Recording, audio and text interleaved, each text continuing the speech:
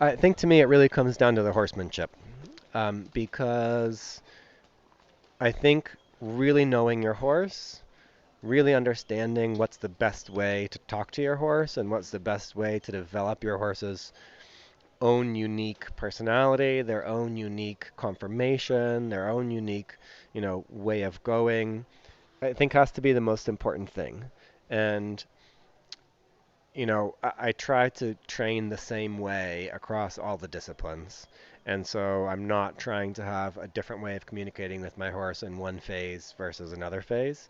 And so everything, whether it's the dressage training or the show jumping training or the cross country training or the conditioning, I'm trying to have a very similar approach so that nothing is new for the horse.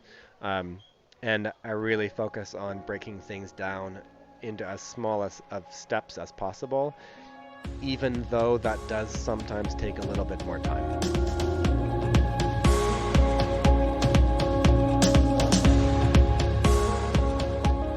Welcome to Practical Horseman's podcast, featuring conversations with respected riders, industry leaders, and horse care experts. The show, which runs every other week, is co-hosted by Practical Horseman editors, and our goal is to inform, educate, and inspire. I'm Emily Daly, and this week's episode is with international 3-day event rider Matt Brown, whom I chatted with earlier this spring. Matt has a reputation for being a hardworking, thoughtful rider who's well respected among his peers in the eventing community. We published a great profile piece about him in an issue of Practical Horseman last year, which you can check out on practicalhorsemanmag.com. So I was glad I finally had the chance to meet him in person. I sat down with him for a conversation in between his rides at this year's Carolina International 3-day event back in March to learn more about his background, training insights, and philosophies. For years, Matt and his wife Cecily were based out in California, slowly building up a successful training and teaching program. During that time, Matt had incredible success with several talented horses, but he and Cecily felt they needed to be where the action was to give Matt the best chance to realize his dream of representing the U.S. in team competitions. So a few years ago, they decided to uproot their business and settle in Cochranville, Pennsylvania, one of the biggest hotspots for the sport. They've been there ever since and have once again created a thriving program at their new home base. As we all know, competing horses has its ups and downs, and Matt certainly had quite a roller coaster ride in his career. A few years ago, he was named to the USEF High Performance List and a top contender for the 2015 US Pan Am team. He also received grants to compete his two top horses, Super Sox BCF and BCF Bellicoso, overseas. But health issues with the horses threw a wrench in his plans, and ultimately he could only take one. He and Super Sox made the trip to Europe to compete at the Nations Cup final in Bocolo, and their performance earned the U.S. team a second-place finish. Since then, he and Super Sox have had two successful trips to the Kentucky 3-day event and had their sights set on making the team for last year's World Equestrian Games. Sadly, Super Sox suffered from badly bruised feet after pulling both front shoes during his cross-country round at the 2017 event and was given months and months to recover, which meant no chance at WEG. But Matt's taken it all in stride, and he has several other horses coming up the levels, including a top horse called Big Berry. And just this summer, Super Sox is slowly making a comeback. Before we jump into my conversation with Matt, I just wanted to take a minute to thank Absorbing for sponsoring this week's podcast. Absorbing has been the world's most trusted name for more than 125 years. Your horse deserves the best care, so for all your muscle and joint, hoof care, fly control, skin and coat, supplements, and leather care needs, visit absorbing.com. Look for savings in their special offers section. And now, let's get right into the interview. I began by asking Matt how he got involved in the horse world and ultimately got his start in eventing. So my parents have always joked that horse was my first word. Uh, I don't really ever remember wanting to do anything else. Um, and so how I originally got into it was my mom trained dogs, and she had a dog trainer friend that also had horses, so she like took me on a lead, led me around the property one time. Um, but I think since even before then, since I had seen or known about horses, it was just something that I was supposed to do, I guess. It's been easy and hard for me because I sort of have always had the sense that this was what I was supposed to do or needed to do. And so there were some times where that made it really difficult when I actually did quit for about a year and got sort of a normal job when I had sort of was a little disillusioned with things. And a normal job just was not for me. So I slowly got back into it in a slightly different way, um, and then it has made it easy in some ways that I always knew where I was going, so it's just been a part of my life. And some of your early horses, you had some really interesting early horses. I remember an Appaloosa that you talked about, Max. Tell me a little bit about him and how he shaped your career. I think Max, I was incredibly lucky to get Max. My trainer at the time, Andrea Pfeiffer, saw a video of Max and went out to see him. Basically, the video was a little girl riding him. He was 6 years old. She was hanging onto his neck in the middle of a field, and Max would just find a jump and go jump it, basically. um, and and and so I think we bought him for like a few $1,000s, and I don't know that I should have gone advanced on him. I didn't actually get around the advance that I did, but the horse was all heart, and I wasn't good. Um, I liked riding cross country, but dressage wasn't easy for me. It wasn't easy for him. Um, I think back and I wonder now if I had him, boy, like he was something because he was a talented horse, but he was mainly heart. Um, and I was lucky enough that at a certain point I had to sell him to continue financing, myself. And I was lucky enough to get him back in his retirement, and he had gone completely blind. And I had him out in a pasture with some of my other baby horses for a long time, and he just was an amazing horse of a lifetime, really. And he was an Appaloosa. I mean, that's an unusual. How many Appaloosas go up through advanced? I mean, that's pretty amazing. Yeah, not very many, I don't think. In the 93 Young Rider team, actually, it was Gina Ostini at the time, but Gina Miles was riding a horse named Southbound, who was also an Appaloosa. So we had two Appaloosas on the same team. That was very unusual. My dad does remember, my dad was always at the events videoing me on, one of those big over-the-shoulder video cameras. Um, and he only remembers two or three judges looking up, seeing that it was an Appaloosa, and then never looking back up again. So we did run into a little bit, some people not really liking the breed very much. And I will say that the first year that we had him, I didn't like the breed very much. He was very stubborn. Um, but when we worked through the stubbornness, he gave me everything he had. So after you came up and you did Young Riders, and then you did a working student gig, and then you kind of took some time off. So what sort of got you back into horses after that time? Well, so like I said, I took some time off. I was starting to just be a little bit lost after coming back from the East Coast. Realizing I was actually told um, by the person that I was riding with on the East Coast that my family didn't have money, and so I wasn't going to make it, even though they believed in me as a rider. And and I was already feeling like watching all these other riders, go out and do it and be really successful. And I had to sell Max in order to finance going to the East Coast. And so when I was a working student, I didn't even have a horse. And so I had to borrow horses to ride. And so coming home from that, that's when I sort of left horses for a bit and worked at a machine shop for a while. And then that didn't work for me, and so I actually got an evening restaurant job, and then during the days started slowly, making some money riding for random people here or there. Um, and I was reluctant to get back into the sport.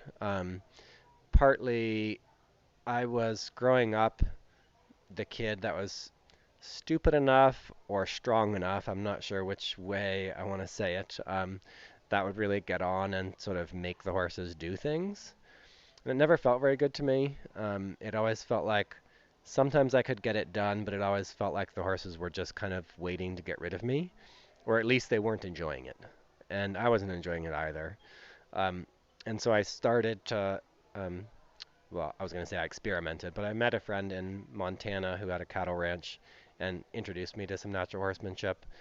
And so for a few years, I would go up to his ranch and ride and rope, and he'd show me natural horsemanship, and then he'd come to California and I'd put him in a dressage saddle and we'd do some jumping, and we just talked a lot about what we were wanting out of our horses.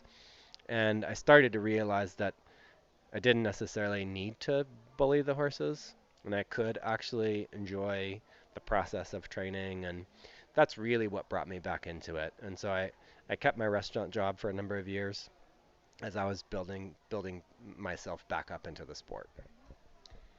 And then not too long after that, you met your wife Cecily, and you guys, it's like you're just like this pair. I think you've just built this incredible partnership together. So tell me a little bit about that, and how she's been such a huge part of your life over the past more than a decade, and you guys have just built your business together. So yeah, so much of what we've done, I think, is because we have each other. I think it's a very difficult sport what we do, and not just eventing, but horse sports across the board. And if you don't have people who are close to you supporting you, um, it can really be too much, I think. I think that, when we first met, I was starting to get back into competing, but I wasn't taking it very seriously. Um, and she sort of stopped me one day and just asked what I was doing, that, she thought I was good and that I wasn't really trying. Um, and so I told her about, I'm not really feeling like I could do it because I didn't have the financial backing. And she just said it like, that's BS. And so I was like, oh, okay, yeah, I guess that is kind of BS. I was just afraid of trying and not actually being good enough. Um, and so she sort of got me believing in myself again. And then, in moving to the East Coast and really trying to push for team stuff and really pushing myself just personally, trying to get better every day. Trying to get better every day is not for the faint of heart. And if it's just you, I don't know that that's very sustainable. Like, you need a close friend or a spouse or a parent or someone that you can go to when it's really hard, and and talk to them about what's going on. I see a lot of other really good riders struggling with that because they don't necessarily have the support. Um, and I strongly believe that, you know, horse is what I'm passionate about, but I think whatever you're passionate about, I think that it's worthwhile spending time doing it. Um, I never really have been a believer in, go and get a 9 to 5 in order to pay for your passion. Because there's a lot of life that goes by in your 9 to 5, and if that's not what you're passionate about, it's hard for me to support that. At the same time, you know, when we're struggling to make things work financially, um, you know, you do second guess your decisions. So you were based in California for quite a while, and after meeting Cecily, and you guys are starting to build this business, and she mentions like, all right, let's kind of take it to the next level, and then all of a sudden, sort of the next level for you was finding this amazing horse, Super Socks. So, and I think a lot of us have followed his career. So tell me a little bit about this horse, how he came to be, and a little bit of that partnership. I think he really kind of put you on the map, I think, in your career. So yeah, Super Sox is a little bit like my horse Max. He's all heart. We found him. We went to Ireland with Bob and Valerie Fish, who um, decided to go on this crazy journey with us, and B and Derek DeGrazia, who are my coaches in California. And we found him at Fernhill Sport Horses, where he had been for over a year at least, if not more than that. Um, he has shivers behind, and so a lot of people won't consider a horse that has shivers. But a horse that Cecily had also had shivers, and so I was comfortable with it. And but I didn't love him when I tried him. He groaned a lot, and he was stiff, and he was 6 years old. But I remember asking Derek after we looked at him. I was like, "How old is that horse?" Because he feels like he's 18. Um, and the next day, Derek really liked him, so Derek jumped him the next day. and we just kept putting the jump up and up and up, and the horse just never put a foot wrong. He never jumped it extravagantly, but he always cleared it. Um, and so Derek convinced me and Bob and Valerie to buy him. And when I decided that I really liked him was my first ride on him in California. He bucked me off. And because in Ireland, he just seemed kind of ho hum, just stiff and old to me. And so when he bucked me off, now you have to just, I do like that kind of horse. I like horses that have fire and are kind of dragons. And because I have a very calm personality, and so it's much easier for me to calm them down as it is for me to like liven them up. So as soon as he bucked me off, Cecily didn't even have to ask me. She was like, "You really like him now, don't you?" I said, "Yeah, I really like him now." And so it took a while to get the partnership going, um, but especially the last Kentucky that we did, I just really feel like the partnership was starting to drive, and uh, yeah, he's a really really fun, another sort of horse of a lifetime. And so, you're out in California and you've got Flaxen, who he's called, and then you're starting to build up this amazing string of these awesome, talented horses, picking up some good wins out there on the West Coast. And then a couple years ago, you decided, let's pick up and move east. So, what sort of prompted that move? I mean, this was, you guys had a business and everything going for you, but this was such a huge decision that you both made. What sort of prompted that? So, like a lot of things, a lot of the decisions were made for us. Fate, I guess. Um, we we hadn't decided to move east. I was coming out to be a part of the Pan Am selection trials, and while we were out, so we had a pretty thriving business of about 30 to 40 clients in California. And so, in order to make the trip, we had everybody got together. We did fundraising. We funded this trip where it was going to take, 1 to 3 months of being gone from our business. And so, it was a huge ordeal to do this. And while we were on the East Coast, the property that we were leasing, the owners decided to develop it. And so, I was stuck with the prospect of, during the middle of all the Pan Am selection trials, having to fly home, find a new place to move my business, get all my clients comfortable and happy. Um, and it's difficult in that area in California to find a proper place to train, especially when you have that many horses and clients. Um, and so, Cecily and I just had multiple heart to hearts, and I think we basically just got to the point where, if I'm going to keep trying to push for these team things, I'm going to have to keep coming east.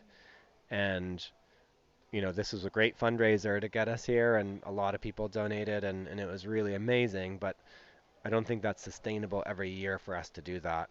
In the meanwhile, our clients are at home, wanting us to be back. So we ultimately made the decision to not go back, and it was really difficult. We had a lot of great clients who are being very supportive of us doing this. So it was really hard to walk away from that. Let alone, I mean, we had been building it together for 5 or 6 years. So this was not the direction we expected our lives to go in. We owned a property. When Cecily and I first met, I lived in a 14-foot travel trailer. Um, and then, we bought a property. We had this business together. So then walking away from the business, walking away from our property in California and moving back into a travel trailer was not the did not seem like the right direction to be going in. Um, but we decided to go with it, and luckily, Cecily is so supportive that she was willing to, you know, go ahead and do this. So you came east, and over the past couple of years, you've had a lot of really high ups and really low lows as far as horses and soundness and being on teams and being very close to being, probably achieving the goals you really want to achieve in your career. But eventing is a really tough sport. I mean, how do you personally, deal with disappointment and pressure and pick yourself up when things don't go well and really stay focused on your goals for what you want and what your horse is and your family? So my goals have changed a lot. Um, it's been an amazing trip, and there's so many people that have been a part of this journey that are are and have been amazing.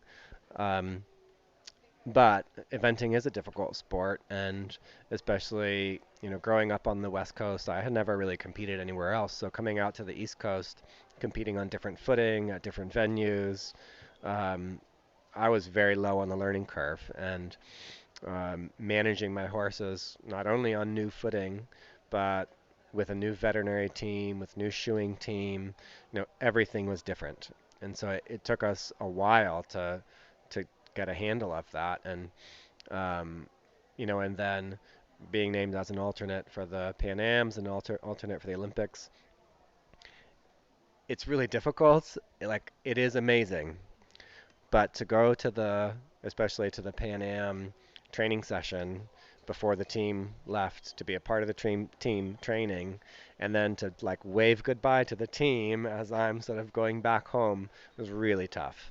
Um, but I remember when I was on the Nations Cup team with Flaxen, and we had just an amazing show, and he finished sixth individually. I remember Phyllis Dawson saying to me, um, just don't let the highs get too high here because the lows can be really low. And, she couldn't have been more right. Um, so my goals have changed a bit, or at least how I think about my goals have changed a bit in order to try to stabilize my mindset because it was really difficult for me sort of being named alternates and just feeling like I'm doing everything I can possibly can and I'm not quite making it.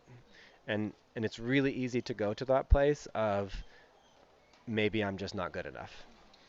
And whether that is right or wrong doesn't really matter, but you can't stay motivated when you're thinking like that. So the only way to motivate yourself is to decide what kind of thinking is going to empower me to keep going, and whether it's true or not, I don't think is important, but just what is going to empower me, and that's what I'm going to focus on. Um, and so continuing to focus on making teams and really driving for the Olympics, it's absolutely what I want to do, but it's not what I'm thinking about every day. In order for me to stay sane during this process, I really have come to the point where what I really want to do is honestly enjoy my horses and enjoy riding them because honestly they go better when I'm enjoying them because I'm more relaxed. I'm not, tense and pushing for things that I shouldn't be pushing for. Or if I am pushing, I'm doing it in a much more empathetic way. And so I'm more open to the feedback that the horses are giving me. And I know when to back off or when it's okay to keep pushing. Um, so focusing on just really enjoying the partnerships and doing everything I can to develop the partnership, to develop myself personally every single day and to develop my horses and their personalities every single day, um, and really just trying to balance who I want to be as a person, what kind of horseman I want to be, with my competition goals. And in these days, being at the top level of eventing, I mean, it seems like you have to be the best on the flat and the best in cross country and the best in show jumping. In knowing your own strengths and weaknesses as a rider, what are some things that you like to work on to really kind of, solidify all of those aspects of the sport? I think to me it really comes down to the horsemanship because I think really knowing your horse, really understanding what's the best way to talk to your horse and what's the best way to develop your horse's own unique personality, their own unique conformation, their own unique, way of going, I think has to be the most important thing. And I try to train the same way across all the disciplines. And so I'm not trying to have a different way of communicating with my horse in one phase versus another phase. And so everything, whether it's the dressage training or the show jumping training or the cross country training or the conditioning, I'm trying to have a very similar approach so that nothing is new for the horse. Um, and I really focus on breaking things down into as small as of steps as possible, even though that does sometimes take a little bit more time, which I think is always the crux with competing, because you have a competition in 2 weeks. You have to get to the competition. But in one sense, you have to be willing to take whatever time it takes. In the other sense, you have a job to do, and on the day, you have to do the job. And so there is a balance there between, horse training and competing. And I want to try to do my best to make sure that by the time I'm at the competition, the horse is prepared that I can compete. And if my horse isn't ready to compete, um, then I'm either using the competition to continue preparing the horse, and I'm going to choose a different competition to compete. I'm just using it as a training experience for the horse, which is, I think, perfectly valid. Um, or if I meant to go to that show and compete and I feel like the horse isn't ready, then I need to look back and figure out where did I miss, what did I miss along the way. And you also do quite a bit of teaching, teaching students and training horses. What are some of the key issues that you see riders struggling with today in the sport? A couple of things that I've been thinking about a lot is control. I think a lot of people struggle with control. And um, I sort of grew up in the martial arts and have gone back to teaching some Tai Chi, which um, not a lot of people, I think, have a lot of experience with it. But I think for riders, especially, um, there are um, aspects about Tai Chi that really directly relate to riding. So there's a theory in the martial arts, especially in the Tai Chi and the internal arts specifically, about maximum efficiency, minimum effort. So, in a lot of the martial arts, focusing on the ability of a smaller opponent to best a bigger, much stronger opponent. Because ultimately, if you're not the biggest, strongest person in the room and you're relying on your strength, somebody's going to beat you. And I think about that a lot with horses. Um, but in order to defend yourself and not have to be the strongest person in the room, or in order to ride a horse and not just manhandle it, we have to fight our own instincts. Because if we're pushed, we want to push back, or maybe we want to run away, right? But neither is good in a self-defense situation necessarily, and neither is good for working with your horse. So figuring out how to fight our own instincts and work with the horse and redirect energy rather than push against or fight energy. So in martial arts, we work a lot with resistance, and resistance has its place with horses, but I think we tend to overuse resistance. And where you see that come out with riders and their horses is riders trying to be very overly controlling with their horse, and so the horse's neck gets all tied up in knots, and it just looks more like wrestling than riding. Um, and so I think there's a lot of control issues that we have as humans that unfortunately our horses have to deal with. So looking ahead to this year, what are you excited about this year? I mean, it's early spring right now while we're doing this interview. But what's exciting for you? What are some of the horses that you're looking forward to? Some events you've got on your, your goals, your list, or even just your training goals? I mean, what's something that you really want to be able to achieve this year? Well, it's funny. I really felt like for a while if I didn't focus all my attention on trying to go to the Olympics, how was I going to get there?